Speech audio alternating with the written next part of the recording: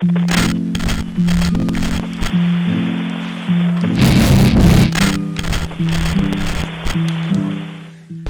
lagi sama Bias Paris di program Disciples Media yang terinspirasi dari catatan Dr. Luke. Jadi buat kalian yang mungkin pertama kali datang, Disciples Media itu udah ada di channel YouTube ini sekitar kurang lebih 5 tahunan. Dan kita memasuki di tahun yang kelima, tahun 2023 kali ini. Itu dengan sesuatu yang baru, yaitu kita mengutip dari catatan Dr. Luke. Siapa sih Dr. Luke? Kenapa dia begitu spesial dan mengapa sampai menginspirasi materi-materi atau bahan sharing di channel Disciples Media? Untuk lebih lengkapnya silakan lihat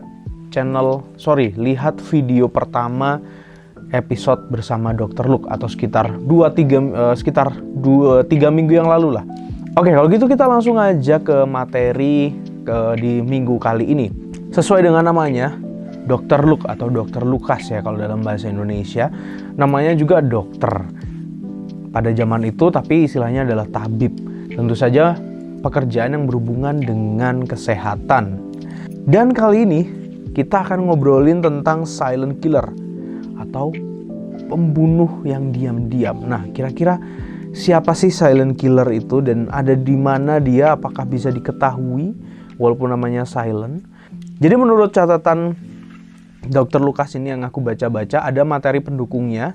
Ini ada sebuah cerita dari China.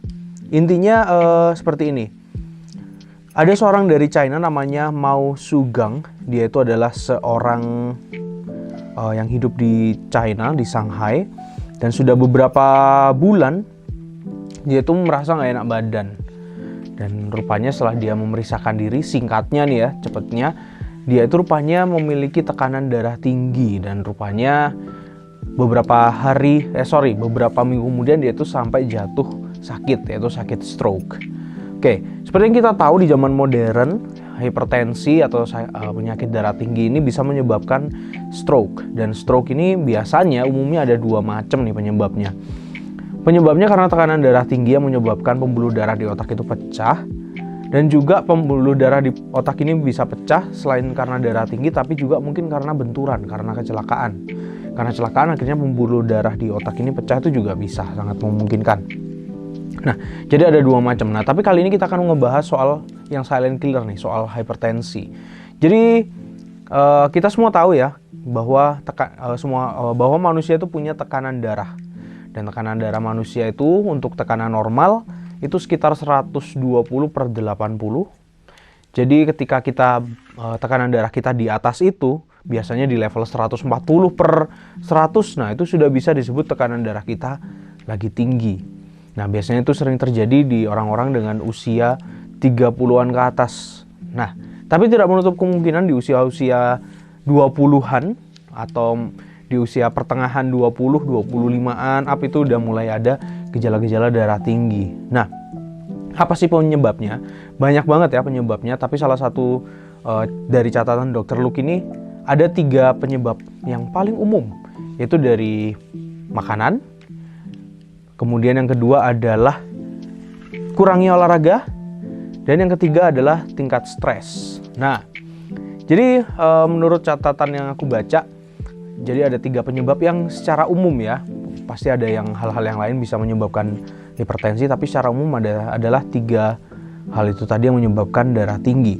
Ngomongin soal makanan yang bisa menyebabkan darah tinggi itu banyak. Tentu saja makanan-makanan yang berbau daging-dagingan, lemak itu bisa banget menaikkan tekanan darah kita dan juga penyakit yang lainnya. Terus ada kurang olahraga tentu saja. Bahkan di catatan Dr. Luke ini kita disarankan untuk melakukan olahraga sebanyak 3-4 kali seminggu dengan masing-masing durasi olahraganya itu sekitar 20 menit. Jadi kalau misalkan 20 menit dikali 3 ya sekitar 1 jam lah 1 minggu gitu ya, dipecah beberapa hari gitu. Jadi jangan langsung 1 jam tapi cuma 1 hari seminggu, tapi dipecah beberapa kali. Nah, jadi seperti itu. Itu angka minimal. Tentu saja kalian bisa meningkatkan lagi. Kalau misalkan intensitas olahraga kalian sudah bagus, tingkatkan lagi dari yang sudah disarankan itu tadi. Kemudian dari tingkat stres. Nah, ini nih yang orang biasanya nggak kerasa. Tapi aku punya pengalaman pribadi, bukan aku yang sakit stroke ya, tapi papaku sendiri sakit stroke itu sekitar tahun 2015, sekitar 8 tahun yang lalu, dan penyebabnya tentu saja darah tinggi. Tapi sebenarnya papaku ini orang yang cukup menjaga makanan dan juga orang yang rajin olahraga. Sebenarnya nggak olahraga yang gimana-gimana, tapi suka beraktivitas berat yang akhirnya berkeringat, akhirnya bikin capek gitulah.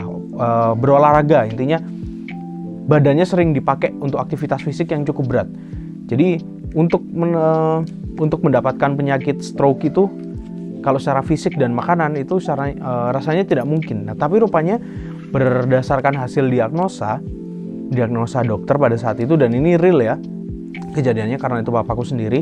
Papaku itu kena hipertensi bukan karena makanan, bukan karena olahraganya kurang, tetapi karena tingkat stresnya yang sangat tinggi. Karena mungkin pekerjaannya atau ada sesuatu pada saat itu. Intinya karena tingkat stresnya tinggi akhirnya bisa menyebabkan stroke pada saat itu. Dan ditambah lagi sebenarnya papaku ini punya gejala stroke ini sudah beberapa waktu sebelum kejadian itu. Jadi sudah ada gejala stroke, di mana gejalanya itu katanya tangannya sering kayak apa ya, kalau orang Jawa bilang geringgingan gitu lah ya, sebelah kanan kalau nggak salah waktu itu. Jadi itu udah ada gejala awal, diperiksakan ke dokter, rupanya darah tinggi. Disarankan untuk makan, bukan untuk makan makanan sehat maksudnya, dan disarankan aktivitas fisik yang membakar, yang bikin tubuh itu bergerak lah gitu, nggak cuma duduk di kantor aja. Itu sudah dilakukan, jadi tekanan darahnya pada saat itu sudah cukup normal. Tetapi ada satu hal yang belum dikurangi, yaitu tingkat stres. Selain makanan, selain kurang olahraga, tingkat stres yang tinggi juga bisa menyebabkan hipertensi. Nah, kenapa kok hipertensi ini disebut sebagai silent killer? Nah, karena gejala-gejala yang dirasakan ini umumnya itu tidak ada gejala sama sekali gitu. Tahu-tahu sudah parah hipertensinya, tahu-tahu tekanan darahnya sudah tinggi. Loh, tahunya kapan? Waktu diperiksa. Karena kita nggak pernah periksa, karena kita mungkin merasa sehat-sehat saja, baik-baik aja, nggak pernah ngerasa pusing, nggak pernah ngerasa. Biasanya kalau orang darah tinggi itu pusing yang ada di sini ya, katanya ada di belakang kepala, bagian belakang, itu lehernya nggak bisa noleh dan segala macam. Dan itu gejala-gejala itu jarang banget dirasakan atau bahkan nggak kerasa, tapi tahu-tahu tekanan darahnya tinggi. Nah, karena tekanan darahnya tinggi sudah terlalu lama, akhirnya pembuluh darah di otak ini sangat rentan dengan yang namanya pecah. Itulah kenapa dia disebut silent killer, karena dia tuh benar-benar pelan-pelan tapi sangat membunuh. Nah, tapi hal ini tentu saja bisa dicegah, yaitu kebalikannya. Makanlah makanan yang sehat, rajin olahraga, minimal sesuai yang disarankan, dan ditingkatkan lagi ya intensitasnya, jangan 1 jam aja seminggu, tapi ditingkatkan lagi, dan kurangi tingkat stres kalian. Nah, kalau ngomongin makanan, kalian udah tahu lah makanan apa yang harus kalian makan. Jangan lupa makan sayur, jangan lupa juga sarapan. Terus kalau ngomongin olahraga, yaitu olahraga yang kalian suka, jangan kalian ikut-ikutan gitu. Temennya nge-gym, aku ikut nge-gym padahal kalian belum tentu suka. Temennya pada lari semua, kalian ikut lari padahal kalian nggak suka lari. Temennya bersepeda, kalian nggak suka sepeda tapi kalian ikutin. Nah, hal yang seperti itu malah bisa bikin kalian stop berolahraga. Ketika tren itu udah hilang atau mungkin kalian udah nggak ada temennya, kalian nggak akan melakukan aktivitas itu lagi. Jadi lakukan aktivitas olahraga sesuai dengan kemampuan dan tentu saja yang kalian memang benar-benar suka gitu. Kayak aku misalnya, aku suka lari, aku nggak usah disuruh mau ada temennya, mau nggak ada temennya, aku akan tetap lari karena memang itu adalah sesuatu yang aku bisa lakukan dan aku suka banget ngelakuin olahraga tersebut. Dan yang ketiga adalah tingkat stres tadi. Cara menguranginya adalah nggak usah overthinking. Jadi overthinking itu bisa membuat kita stres gitu. Jadi cukup pikirkan sesuatu yang perlu-perlu aja, sesuatu yang penting aja. Semakin banyak informasi yang kalian tangkap, kalian dengar, itu akan bikin pikiran kalian semakin overthinking. Jadi kurangi informasi, itu juga sangat penting. Kalau temennya lagi gibah, nggak usah didengerin, karena itu bisa bikin kalian malah overthinking. Oh, rupanya temenku kayak gitu ya. Padahal kalau kalian nggak tahu fakta itu, kalian nggak akan kepikiran tentang hal itu gitu. Jadi nggak semua harus kalian tahu. Hal yang mungkin tidak berhubungan sama kalian, nggak usah kalian tahu. Jadi kalau ada yang gibah-gibah nggak penting, lebih baik kalian menghindar aja, karena itu bisa membuat pikiran kalian malah overthinking. Kalau kalian memang orang yang gampang overthinking. Lalu jangan menunda-nunda pekerjaan yang ditunda-tunda lama-lama menumpuk bisa menyebabkan kalian stres karena kerjaannya numpuk jadi banyak gitu kan. Nah, jadi jangan menunda-nunda pekerjaan biar kalian tidak stres gitu. Ngomongin silent killer, kalau di catatan Dr. Luke ini sebenarnya kalau kita hubungkan dengan sesuatu yang rohani, dosa itu juga adalah silent killer ya. Jadi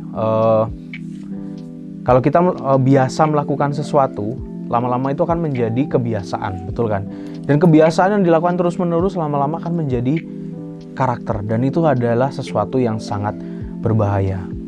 Jadi dosa itu kayak olahraga itu tadi. Kalian lakukan sesuatu yang kecil-kecil nih. Kalian nyuri permen, kalian nyuri uang 500 perak, kecil-kecil, lama-lama terbiasa dan itu menjadi habit. Kalian jadi orang yang klepto gitu ya. Dikit-dikit ngambil gitu.